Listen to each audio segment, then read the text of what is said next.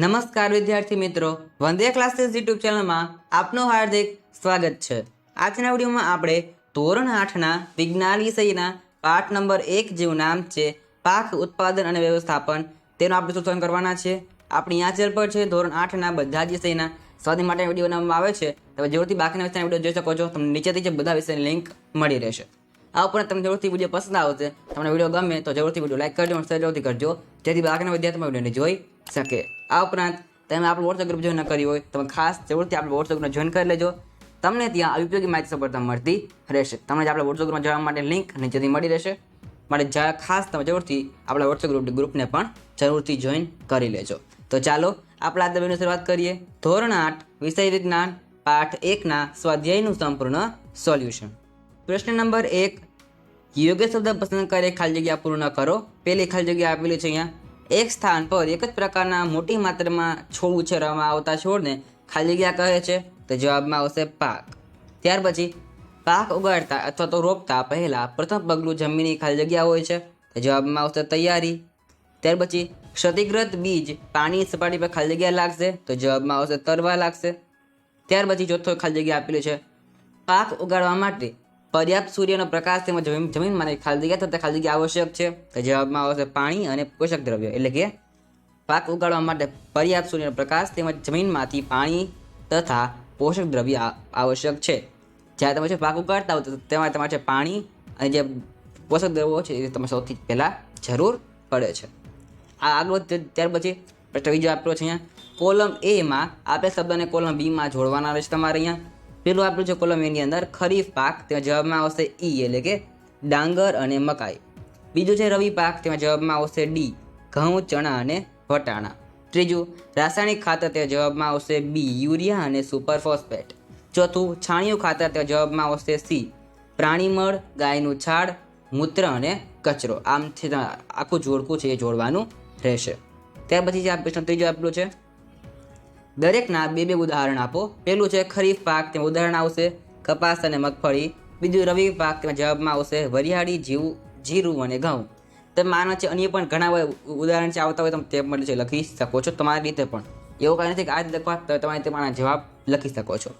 તે પછી પ્રશ્ન ચોથો આપેલો છે, પ્રશ્ન નંબર ચોથો, નીચેના દરેક પર તમારા શબ્દોમાં એક એક ફકરો તમારે લખવાનો રહેશે। પહેલો સવાલ છે અહીંયા, ભૂમિને તૈયાર કરવી, તેના પર તમારે એક મસ્ત છે ફકરો તમારે લખવાનો છે। આપણે જે લખેલું છે તમે જવાબ છે સ્ક્રીન ઉપર તમે જોઈ શકો છો। બીજું આપેલું છે રોપણી, તો તેમાં જવાબ તમે જોઈ શકો છો। ત્યાર પછી ત્રીજું આપેલું છે નિંદામણ, આ બધા તમારે મોસ્ટ ટાઈમ છે પરીક્ષાઓ માટે, તમે ખાસ ઉપયોગી રહેશે, આપણે તેનો જવાબ પણ છે દર્શાવેલો છે।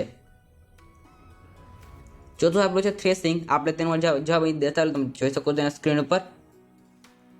ત્યાર પછી આપેલું છે પ્રશ્ન 5, સમજાવો કે કૃત્રિમ ખાતર કઈ રીતે કુદરતી ખાતરથી અલગ પડે છે। તમે આને છે તમે બે રીતે આનો જવાબ લખી શકો છો, કાં તો તમે છે અહીંયા આપેલું છે એવી રીતે લખો, કાં તો તમે આને છે તફાવતની રીતે લખી શકો છો। જવાબ બંને રીતે તમારો જવાબ છે સાચો પડશે। એ તમે આપેલું છે કૃત્રિમ ખાતર એ કુદરતી ખાતર નીચે બધું અલગ પડે છે, તો શું આપેલું છે અહીંયા, કૃત્રિમ ખાતર એ રાસાયણિક ખાતર છે, જ્યારે કુદરતી ખાતર એ સેન્દ્રિય ખાતર છે। આપેલો ડિફરન્સ થઈ ગયો, આપેલો ડિફરન્સ છે। બીજું કૃત્રિમ ખાતર કારખાનામાં બને છે, ક્યાં બને છે, કારખાનામાં બને છે। કુદરતી ખાતર ખેતરમાં કે ઘરે પણ બનાવી શકાય છે, આ થઈ ગયો આનો બીજો ડિફરન્સ। ત્યાર પછી કૃત્રિમ ખાતર જમીનની ગુણવત્તા બગાડે છે, શું કરે છે, ગુણવત્તા બગાડે છે, કોણ તો કે કૃત્રિમ ખાતર, જ્યારે કુદરતી ખાતર જમીનનું બંધારણ સુધારે છે, આ થઈ ગયો ત્રીજો મુદ્દો તમારા માટે। ત્યાર પછી કૃત્રિમ ખાતરમાં સેન્દ્રિય પદાર્થો હોતા નથી, જ્યારે કુદરતી ખાતરમાં સેન્દ્રિય પદાર્થો ભરપૂર માત્રામાં હોય છે, આ થઈ ગયો તમારો ચોથો મુદ્દો। ત્યાર પછી આગળ વધીએ, કૃત્રિમ ખાતર દર વર્ષે નાખવું પડે છે, જ્યારે કુદરતી ખાતર એકવાર નાખ્યા પછી 2 કે 3 વર્ષ સુધી તેનો ઉપયોગ જમીનમાં થતો રહે છે। આ તમારે 5 મુદ્દા અહીંયા આપણે લખેલા છે, જે જરૂરથી તમને ઇઝી રહેશે, તમે તેનો જવાબ છે જોઈ શકો છો અહીંયા। આ તમારા માટે પ્રશ્નમાં મોસ્ટ આઈએમપી રહેશે। ત્યાર પછી છઠ્ઠો પ્રશ્ન આપેલો છે, સિંચાઈ એટલે શું, પાણી બચાવવાની જે સિંચાઈની પદ્ધતિનો તમારે અહીં વર્ણન આ પ્રશ્ન આપેલો છે અહીંયા, સિંચાઈ એટલે શું, પાણી બચાવતી સિંચાઈની 2 પદ્ધતિઓનું વર્ણન કરો। તમે તેનો જવાબ છે જોઈ શકો છો સ્ક્રીન પર।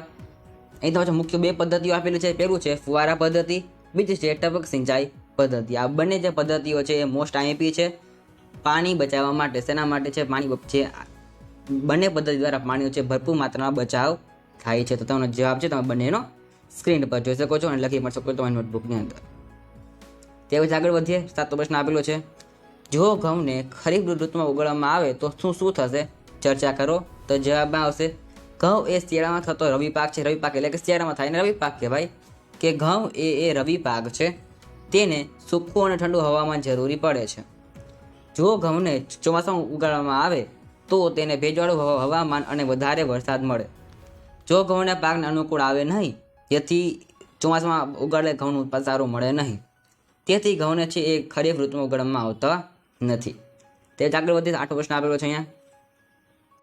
ખેતરમાં સતત પાક ઉગાડવાને લીધે જમીન પર કઈ અસર જણાશે? તો જવાબમાં આવશે અહીંયા પહેલી અસર શું આવશે?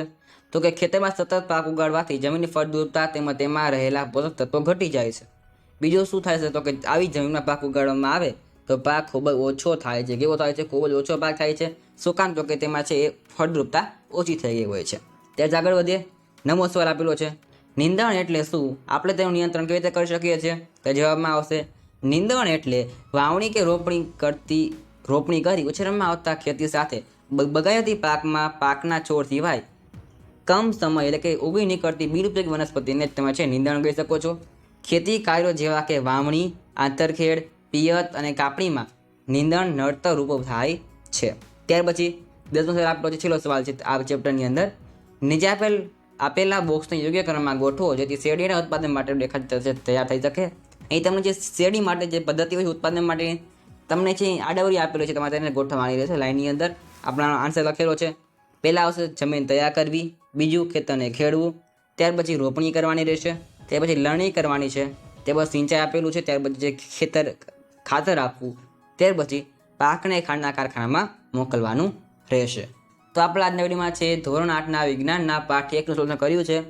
આપણી ચેનલ પર છે ધોરણ 6 થી 8ના બધા વિષયના સ્વાધ્યાય માટે વિડીયો બનાવવામાં આવે છે. તમે જરૂરથી બાકીના વિષયના વિડીયોને પણ જોઈ શકો છો. આજના વિડીયોમાં આટલું જ. મળીશું નવા વિડીયો સાથે. ત્યાં સુધી જય હિન્દ, વંદે માતરમ.